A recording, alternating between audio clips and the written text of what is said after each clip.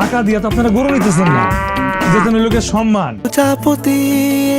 আজকে নাকি তুমি বাসে আসার সময় মিস প্রজাপতির কাঁধে মাথা রেখে। প্রিয় প্রজাপতি, আশিকি ও চাঁদের হাট এই 3 নাটক বেশ আলোচিত। আসুন দেখে নেই কেমন হচ্ছে এই 3 নাটক। প্রিয় প্রজাপতি, তোমার চোখে আমি দেখি আমার গল্প, আর সেই গল্পের নাম প্রিয় প্রজাপতি।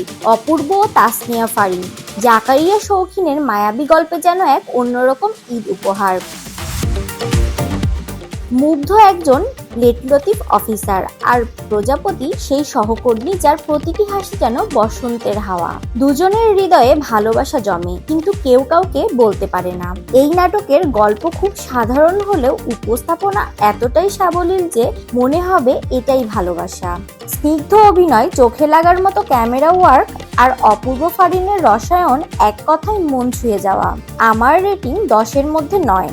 সুখের প্রজাপতি ক্ষণিকের জন্য আমাদের জীবনে আসে, আদরে সে পোষ মানে, আবার অবহেলায় উড়ে যায়। আশিকি, সমালোচনা হোক কিংবা প্রশংসা, আশিকি নিয়ে এখন উত্তাল নেট দুনিয়া।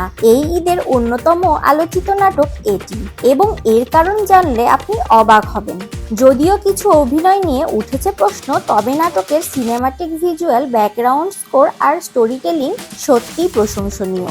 সিএনভি এন্টারটেনমেন্টের সাহসী প্রচেষ্টা বলে মানতেই হবে। নাটকের মধ্যে একটা নস্টালজিয়া ফ্লেভার আছে, যেটা অনেকদিন পর বাংলা নাটকে আবার দেখা গেল। আমার রেটিং ভিজুয়ালের জন্য 10-এর মধ্যে 9, তবে অভিনয়ের ক্ষেত্রে 10-এর মধ্যে 7। আপনার কি মনে হয়, এত আলোচনার পরেও আশিকি কি হিট হবে?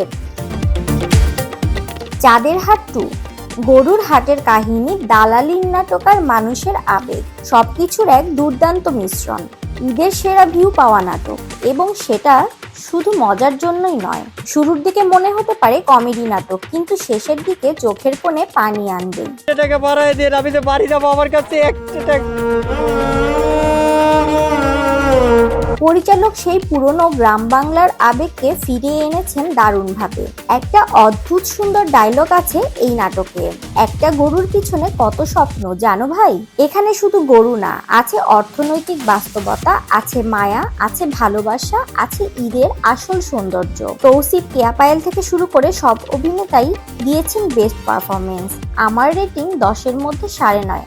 আপনারটা কত? কমেন্টে জানাতে ভুলবেন না। রাইট ফিগার, পুরা স্মার্ট একখান গরু। তো 1 কোটি টাকা দিল এই গরু আমি কাউকে দিব।